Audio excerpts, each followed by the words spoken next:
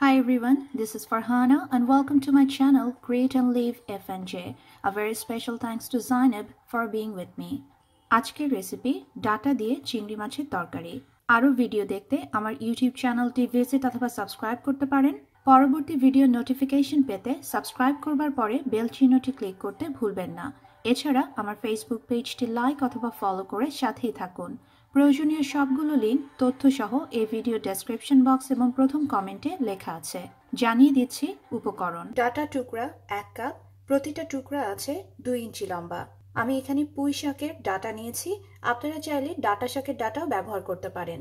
চিংড়ি মাছ খোসা সহ মাথা লেজ ছাড়া 1 কাপ, সংখ্যায় 14টি, প্রতিটি লম্বায় 3 ইঞ্চি। পেঁয়াজ কুচি অর্ধেক কাপ, রসুন বাটা 1 চা চামচ, শুকনা মরিচ গুঁড়া 1 চা চামচ, হলুদের গুঁড়া অর্ধেক চা চামচ। চুলার মাঝারি আছে 4 টেবিল চামচ তেল গরম করে নিয়েছি। এবারে এতে দিয়ে দেব পেঁয়াজ কুচি, ছিটিয়ে দেব স্বাদ মতো লবণ। এবারে চুলার মাঝারি আছে ভালো করে পেঁয়াজগুলোকে হালকা বাদামি করে ভেজে নেব। 5 মিনিট পরে চুলার আঁচ মাঝারি এবং সর্বনিম্নের মাঝামাঝি করে এবারে এতে দিয়ে দেব রসুন বাটা এবং গুঁড়া মশলা, হলুদ, মরিচ। নেড়ে মিশিয়ে নেব। এই পর্যায়ে এতে দিয়ে দেব চিংড়ি মাছ। ভালো করে নেড়ে উল্টে পাল্টে সবগুলো মাছ মশলার সাথে মিশিয়ে নেব।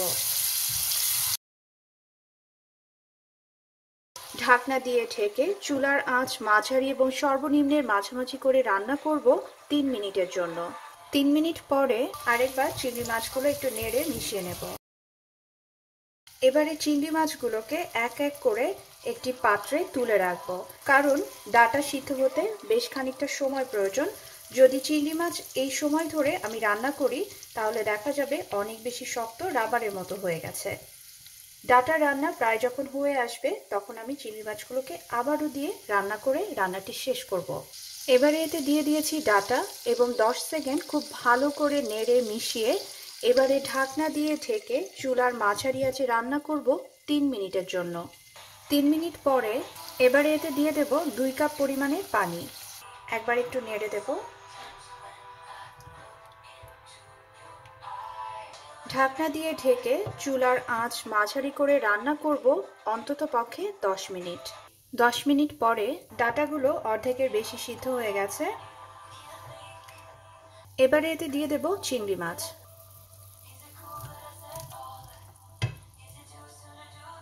আরেকবার আলতো করে নেড়ে মিশিয়ে নেব। এবারে ঢাকনা দিয়ে ঢেকে চুলার আঁচ মাঝারি করে রান্না করব 10 মিনিটের জন্য। 10 মিনিট পরে ঝোলের পানি শুকিয়ে একেবারে কমে এসেছে এবং ডাটাগুলো একেবারে ভালো রকমের সিদ্ধ হয়ে গেছে। এবারে এতে দিয়ে দেব 4টা মাঝারি আকারের কাঁচামরিচ।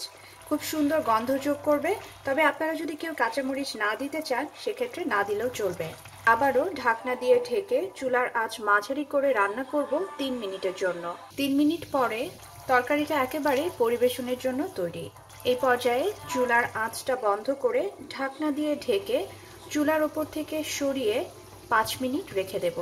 রেসিপিটা যদি আপনাদের ভালো লেগে থাকে তাহলে অবশ্যই তৈরি করবেন, সবাইকে নিয়ে একসাথে উপভোগ করবেন। সবাই ভালো থাকবেন, সুস্থ থাকবেন। আল্লাহ হাফেজ।